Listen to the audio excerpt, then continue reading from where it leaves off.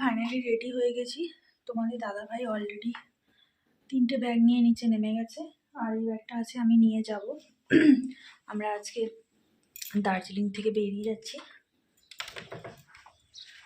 Just তোমাদেরকে একবার বাইরের ভিউটা দেখাই। পুরো কুয়াশা কুয়াশা কুয়াশা, কিছুই দেখা যাচ্ছে না। সকালে যখন আমি উঠেছিলাম তাও একটু হালকা হালকা দেখা যাচ্ছিলো, আর এখন তো একদমই দেখা যাচ্ছে না। তো যাই হোক, এখন বাজে প্রায় 6:45 মতো। এবারে আমরা এখন বেরিয়ে যাব, কারণ এরপরে বেরোলে আমাদের দেরি হয়ে যাবে। তো সেই জন্য আমাদেরকে এখনই বেরিয়ে যেতে হবে। তো চলো বেরোই, তারপর তোমাদের সাথে দেখা হচ্ছে, কথা হচ্ছে। তো ফাইনালি আমরা হোমস্টে থেকে বেরিয়ে পড়েছি, আর আজকে যাচ্ছি আলাদা একটা রাস্তা দিয়ে, মানে যেই দিকে দার্জিলিংয়ের অফবিটগুলো আছে আমরা ওই রুটেই যাচ্ছি। কারণ আমরা যখন ম্যাপটা খুলেছিলাম তখন আমাদেরকে এই দিক দিয়ে সাজেস্ট করেছিল। রাস্তা তো একদম ফাঁকা, লোকজন সেরকম খুব একটা নেই, যাদের খুব প্রয়োজন তারাই বেরিয়েছে, না হলে একদম শুনশান রাস্তা। ঘর বাড়ি থেকেও মানুষজন বেরায়নি। আর এইদিকে রাস্তাটা দিয়ে যতই যাচ্ছিলাম পুরো একদম ফাঁকা, একটা ওই লরি যাচ্ছিল, মাঝখানে একটা দুটো 4 হুইলার দেখতে পাচ্ছিলাম, না হলে পুরো রাস্তাটা একদম ফাঁকা। আর সেই লেভেলের কুয়াশা। দার্জিলিং আসার দিন যে রাস্তাটা দিয়ে এসেছিলাম ওই রাস্তাটা বেশ সরু ছিল, কিন্তু এই রাস্তাটা খুব চওড়া আছে এবং রাস্তাটা খুব ভালো, মানে এদিক দিয়ে না খুব একটা মনে হচ্ছে গাড়ি ঘোড়া যায় না। তো মোটামুটি রাস্তাটা বেশ ফাঁকা আছে। ওই যে বললাম না দার্জিলিং এর এটা হচ্ছে অফবিট, আর মাঝে মাঝে রাস্তার দুপাশে এত ঘন জঙ্গল যে আমার খুব ভয় করছিল মাঝে মাঝে। আর সেই রকম তো কুয়াশাও হয়েছে, এদিক থেকে ওদিক দেখা যাচ্ছে না। এই যে গাড়িগুলো দেখছো না, এগুলো সব হচ্ছে টুরিস্ট গাড়ি, এদিক দিয়ে যাচ্ছে। আর দেখতে পাচ্ছ কুয়াশা পুরো একদম ঢেকে গেছে, আর ওয়েদারটা সত্যি অসাধারণ। তো চলো এর সাথে একটা সুন্দর গান তোমরা উপভোগ করতে করতে ভিডিওটা দেখতে থাকো, তারপর আবার তোমাদের সাথে কথা হবে।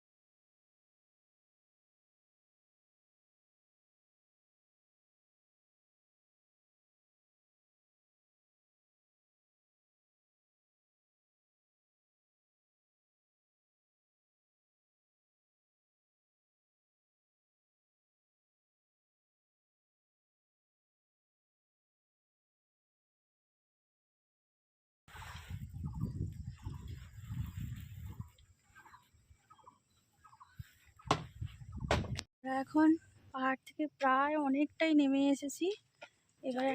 হ্যাঁ, জায়গাটা আমি দেখিয়েছিলাম ভিউটা। হ্যাঁ, চারদিকে পাহাড়, তার মাঝখানে আমরা আছি।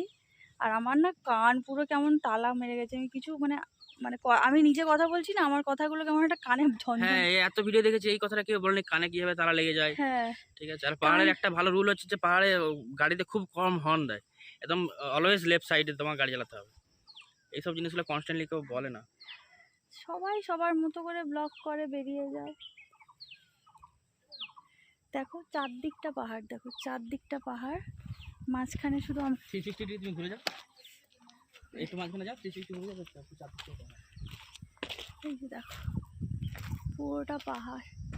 আমরা যে রাস্তাটা দিয়ে এলাম দেখো এরকম, এটা মাঝখানে একটু এই যে ডাউন হয়ে একটু হাইট আছে। এরপরে আরও মানে এরপরে আরও আমরা নিচের দিকে নামবো। এখনও তো শেষ হয়নি, এখনও অনেক উঁচুতে আছি।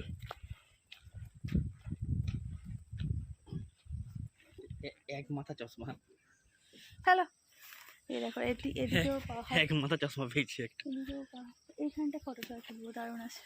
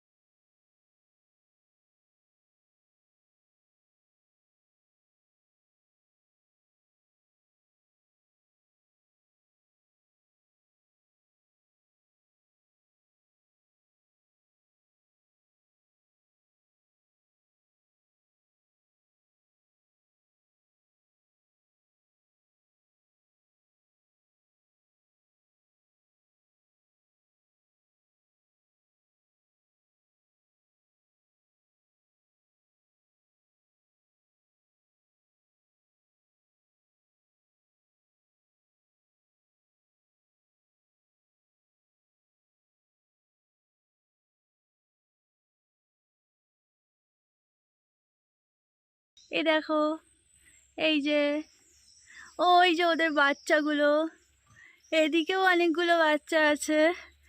তো আমরা ফাইনালি দার্জিলিং থেকে বেরোচ্ছি। এই যে হচ্ছে রোডটা, দেখো কি সুন্দর। আমি তোমাদেরকে রোডের ক্লিপ অনেক দেবো, এত সুন্দর সুন্দর ভিউ। আর এই যে দেখো, যার জন্য তোমরা ভিউগুলো পাচ্ছ, আমার পতি পরমেশ্বর। কেমন লাগছে অ্যাডভেঞ্চার? অ্যাডভেঞ্চার প্লাস ভয় দুটোই লাগছে। আমার তো মানে বুকটা ধপ ধপ ধপ ধপ, মানে যখনই এরকম উঠছে তখন আমার বুকটা একবারে মানে কি বলবো অবস্থা খারাপ হয়েছে। আর যখনই নামছে আমার পুরো একদম শেষ হয়ে যাচ্ছে অবস্থা, মানে মানে আপ অ্যান্ড ডাউন হচ্ছে। তো যাই হোক, আমরা এখন দার্জিলিং থেকে অনেকটাই বেরিয়ে চলে এসেছি, বলো অনেকটাই বেরিয়ে চলে এসেছি। এবারে আমরা যাচ্ছি কালিম্পংয়ের দিকে। তো এই রোড ধরেই যাচ্ছি। আমরা যেদিন এসেছিলাম উল্টো দিকে রোডটা ছিল, ওই রোডটা খুব খাড়া ছিল আর খুব সরু ছিল বলো, বাট এই রোডটা খুবই সুন্দর। এটা গুগল ভাই সাজেস্ট করলো আমাদেরকে, তাই আমরা এদিক দিয়ে বেরোচ্ছি। তো চলো, ভাবলাম এখানে একটু দাঁড়াই, ওদেরকে দেখতে পেলাম তাই দাঁড়িয়ে পড়লাম। এখন আমাদেরকে অনেকটা পথ যেতে হবে। Tata, bye bye. ওইখানে কতগুলো, আর দেখো কি কিউট কিউট সা, কিছু নেই টানছে, ওই দেখো টানছে। হ্যাঁ চলো চলো, কিছুই নেই। ওই যে দেখো গাছের উপর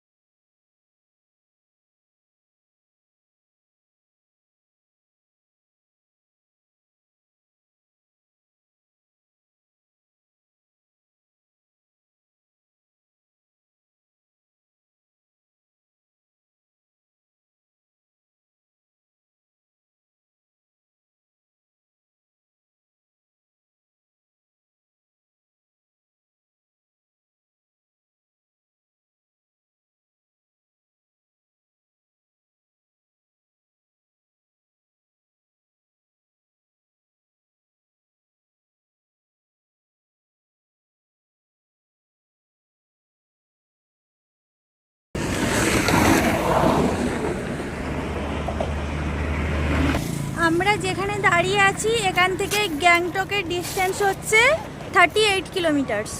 আমরা এখন তিস্তা নদীর ওপরে দাঁড়িয়ে আছি। হ্যাঁ, এই যে দেখো বাড়িগুলো। আমরা এখন এই যে তিস্তা নদীর ওপরে আমরা এই যে দাঁড়িয়ে আছি।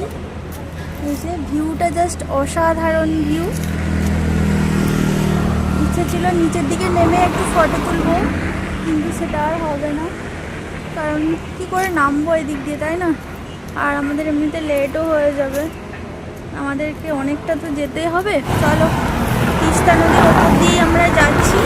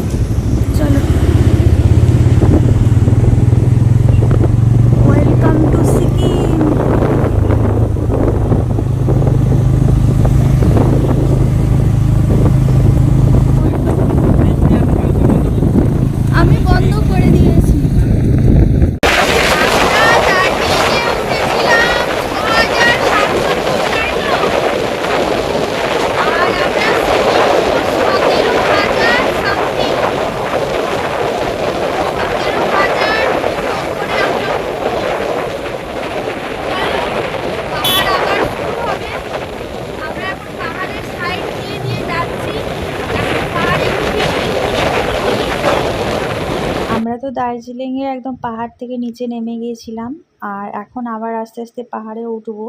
এখন এই যে দেখতে পাচ্ছ পাহাড়ের সাইড দিয়ে যাচ্ছি, আর আমরা তো সিকিম ঢুকে গেছি, আর তোমরাও বুঝতে পেরে গেছো আমরা কোথায় যাচ্ছি আজকে। আমরা যাচ্ছি নর্থ সিকিম।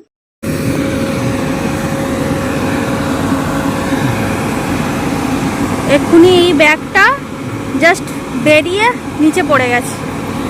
এই রাস্তাটা ক্রস করছিলাম, রাস্তাগুলো খালি দেখো শুধু সিকিমের, মানে থার্ড ক্লাস রাস্তা যাকে বলে একদম।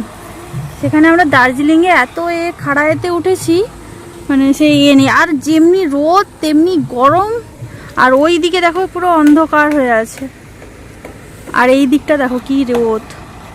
তো যাই হোক, মোটামুটি বেঁধে দেওয়া হয়েছে, ঠাকুর ঠাকুর করে এবারে বেরিয়ে পড়ি।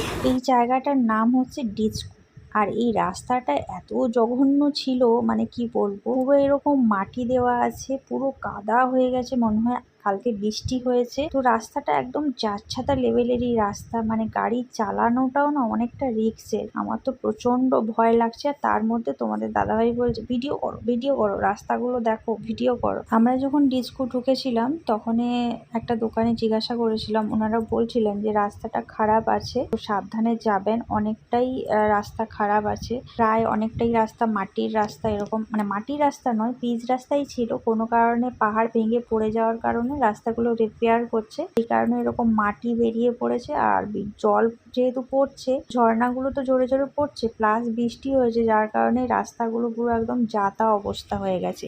এই রাস্তাগুলোতে গাড়ি চালানোটা সত্যি কথা বলতে প্রচন্ড ডিফিকাল্ট। নর্থ সিকিম যাওয়ার জন্য এই রাস্তাটা আপাতত এখন খোলা ছিল, সেই জন্য আমরা এই রাস্তা দিয়েই যাচ্ছি। মাঙ্গানের রাস্তাটা পুরো বন্ধ ছিল, সেই জন্য এই অবস্থা রাস্তার দেখতে পাচ্ছ। আর এই যে দেখতে পাচ্ছ রাস্তার কাজ হচ্ছে, প্রচন্ড খারাপ রাস্তা। ডিচকু থেকে প্রায় অনেকটা রাস্তায়, এবারে যেহেতু মাঙ্গানের রাস্তাটা বন্ধ আছে, সেই জন্য এবারে সব টুরিস্টই ফেদাংয়ের ব্রিজ পেরিয়ে ফেদাং চেকপোস্টে আমাদের যে পারমিটগুলো আছে ওইগুলো 1 কপি করে জমা দিতে হবে, তারপর আমরা যেতে পারবো। তো চলো, এখন তো এইভাবে যেতেই হবে, পুরো রাস্তাটা এইরকম খারাপ আছে, ভগবানই জানে আর কতটা এরকম যেতে হবে। এইরকম রাস্তা, মানে পিচও দেখতে পাচ্ছি না, কিছুই দেখতে পাচ্ছি না, শুধু কাদা কাদা আর কাদা। মানে এই রাস্তাগুলোর কাজ চলছে এখনো, জানো তো। মানে এই রাস্তা দিয়ে তো আগে নাকি কোনো টুরিস্ট যাতায়াত করতো না, এই রাস্তাটা শুধুমাত্র আর্মিদের জন্য। তো সেই রাস্তার এখন কাজ চলছে, আর এখন যেহেতু টুরিস্ট যাতায়াত করছে যার কারণে রাস্তাগুলো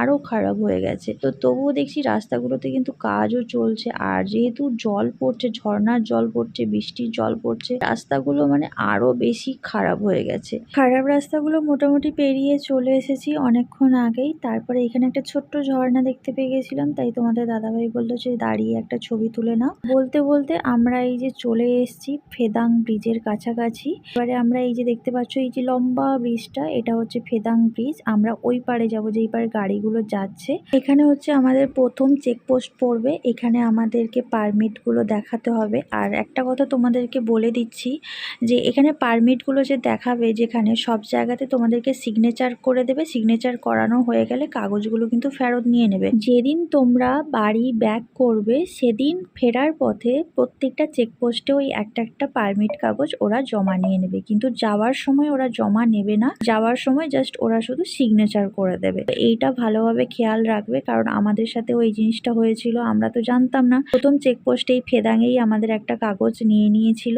তো আমরা যখন পরের চেকপোস্টে গেলাম ওনারা বললেন যে ওখানে যে চেক করেছে সেই পিটা কোথায়, প্রুফটা কোথায়। তো আমরা বললাম ওখানে তো নিয়ে নিয়েছে। বলছে নেওয়ার তো কোনো পারমিশন নেই, ওরা তো সিগনেচার করে দিয়ে দেবে। তো ওখানে আমরা অনেকক্ষণ দাঁড়িয়েছিলাম, তারপরে ওনারা আবার ফোনে কথা বলার মানে কনফার্ম করার পরে আমাদেরকে ছেড়েছে। সেদিন আমাদের কপাল ভালো ছিল, আর ওখানে যে চেকপোস্টে যে গার্ড ছিলেন উনি ভালো ছিলেন বলে আমাদেরকে ছেড়ে দিয়েছেন। কল করে অবশ্য কনফার্ম হয়েছিলেন, আর উনি বলে দিয়েছিলেন যে এরপরে যতগুলো চেকপোস্ট পড়বে ওখানে সিগনেচার করানো হয়ে গেলে কাগজটা নিয়ে নেবেন। যেদিন আপনারা পাহাড় থেকে নামবেন সেদিন প্রত্যেকটা জায়গায় একটা করে কপি ওনারা রেখে দেবে। তো এটা আমি তোমাদের সাথেও শেয়ার করে নিলাম, তোমরা কিন্তু এটা বি কেয়ারফুল থাকবে, না হলে কপাল খারাপ হলে ফেঁসে যেতে পারো। যেহেতু এই রোডটা আর্মিদের রোড, সেহেতু এই রোডটা প্রচন্ড শুনশান। এই রোডে মানুষজন খুব কম যাতায়াত করে। যে কটা গাড়ি দেখতে পাচ্ছ টুরিস্ট গাড়ি, যেহেতু ওই যে বললাম এখন এই রোড দিয়ে টুরিস্ট যাতায়াত করছে। আর বাকি যে গাড়িগুলো দেখতে পাবে ওই সব গাড়ি আর্মির গাড়ি। মাংনানের রাস্তাটা খারাপ থাকার জন্যই এই ফেদাং রোডটা এখন ছেড়েছে নর্থ সিকিম যাওয়ার জন্য। আর রাস্তাটা সত্যি কথা বলতে প্রচুর বাজে রাস্তা যাকে বলে। এত খারাপ রাস্তা মানে ধারণা করতে পারবে না। একটু বৃষ্টি হয়ে গেলে পুরো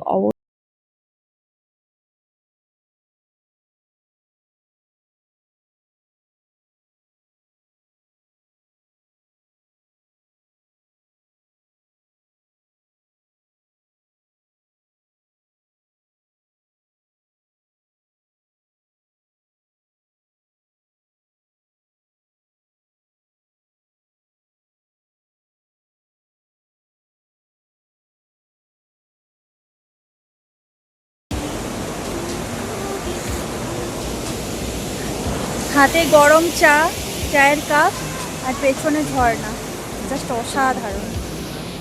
আমরা অর্ধেকটা রাস্তা পৌঁছেছি, মানে সিকিম ঢুকে গেছি। সিকিম ঢোকার পরে সিকিম মানে নর্থ সিকিমে যেখানে আমরা স্টে করব সেখানে যেতে একটু বাকি থেকে গিয়েছিলো, বৃষ্টি এসেছে তার জন্য আমরা আলাদা একটা জায়গায় এই যে হোমস্টেতে স্টে করেছি। এই যে আমাদের ইলেকট্রিক কেটেলে করে ম্যাগিটা বানানো হলো, আমার বর এই যে বানিয়েছে, এখন এটা খাওয়া হবে। সারাদিন সেরকম কিছুই খাওয়া হয়নি, যা আমাদের কাছে শুকনো খাবার ছিল ওইগুলোই খাওয়া হয়েছে। এমনি আর কোনো খাবার পাওয়াও যায়নি আর খাওয়াও হয়নি। এই বৃষ্টির চক্করে পুরো একদম ফেঁসে গেছি। বেশি দূর বাকি ছিল না, আর 2-2.5 ঘন্টা হলে হয়ে যেত, কিন্তু বৃষ্টিটার জন্য আমরা রিস্ক করে বেরোলাম না। তো এই হচ্ছে ব্যাপার। এই ফ্রেশ ট্রেশ হলাম, হয়ে পুরো ভিজে গিয়েছিলাম, রেনকোট পরা ছিল তাও পুরো ভিজে গেছিলাম। ফ্রেশ ট্রেশ হয়ে জাস্ট এই এখন একটু ম্যাগিটা খাবো, ভাবলাম তোমাদেরকে একটু ইনফরমেশান দিয়ে দিই।